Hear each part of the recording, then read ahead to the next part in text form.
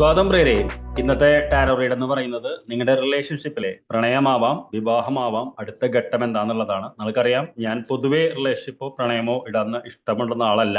പക്ഷെ അതും ജീവിതത്തിന്റെ ഒരു ഭാഗമായതുകൊണ്ടാണ്. അപ്പൊ ആദ്യത്തെ കാർഡ് നമ്മുടെ പ്രസന്റ് ഇത് സിറ്റുവേഷൻ തന്നെയാണ്. രണ്ടാമത്തെ കാർഡ് നമ്മൾ ആഗ്രഹിക്കുന്നത് എന്താന്നുള്ളത്. മൂന്നാമത്തെ കാർഡ് അവിടേക്ക് എത്താൻ നമ്മൾ എന്ത് ചെയ്യണം എന്നുള്ള മൂന്ന് കാര്യങ്ങൾ. ഇത് മലയാളത്തിലാണ്. അപ്പോൾ പ്രസന്റ് എന്താണ് എന്ന് നമുക്ക് നോക്കിക്കൊണ്ട് തുടങ്ങാം. ആദ്യത്തെ കാർഡ് നമുക്ക് എന്താ നോക്കാം.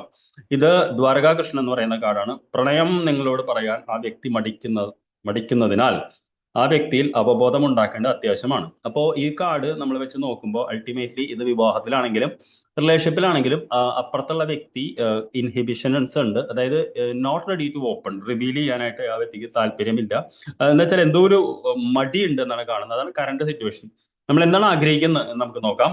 ഇത് ബാലകൃഷ്ണൻ എന്ന് പറയുന്ന കാർഡാണ്. നിങ്ങളുടെ പ്രണയം ഇപ്പോൾ ശൈശവ ദശയിലാണ്. അതിനാൽ പ്രണയം വളരുന്നത് നിങ്ങളെ ആശ്രയിച്ചായിരിക്കും എന്നുള്ളതാണ്. അപ്പോ ഇത് റിലേഷൻഷിപ്പ് എന്ന് പറയുന്നത് ഇപ്പൊ വിവാഹ ബന്ധത്തിലാണെങ്കിലും എന്താ പറയാ, പ്രണയിക്കുന്ന കപ്പിൾസ് ഉണ്ട് ഭാര്യ ഭർത്താക്കന്മാരുടെ ഇടയിൽ. പക്ഷെ അതൊരു ശൈശവ ദശയിലാണ്. അതുകൊണ്ടായിരിക്കാം മറ്റേ ആള് റിവീൽ ചെയ്യാൻ മടിക്കുന്നത്. നമുക്ക് എന്ത് ചെയ്യാൻ പറ്റും എന്നുള്ളതാണ് മൂന്നാമത്തെ കാർഡ്. ഇത് മീരാകൃഷ്ണൻ എന്ന് പറയുന്ന മനോഹരമായിട്ട് കാർഡാണ്. നിങ്ങളുടെ പ്രണയത്തിൽ ആത്മസമർപ്പണം ആവശ്യമാണെന്നുള്ളതാണ്. അപ്പൊ ഈ മൂന്ന് കാർഡും വെച്ച് നോക്കാൻ നമുക്ക് മനസ്സിലാക്കാൻ പറ്റുന്നത് എന്താ വെച്ച് കഴിഞ്ഞാൽ, നമ്മുടെ ഒരു റിലേഷൻഷിപ്പ് അതിപ്പോ നല്ല റിലേഷൻഷിപ്പാണ് ഉദ്ദേശിക്കുന്നത്. അതിൽ ആ വ്യക്തി നമ്മുടെ അടുത്ത് സ്നേഹം എക്സ്പ്രസ് ചെയ്യുന്നില്ല. പക്ഷെ നമ്മൾ അതിന് കാര്യം എന്തെന്ന് പറയുന്നത് വെച്ച് കഴിഞ്ഞാൽ, ഇതൊരു ശൈശവ ദശയിലാണ് എന്നുള്ളതാണ്. അതായത് ഏർലി സ്റ്റേജ് ആയതുകൊണ്ടാണ്.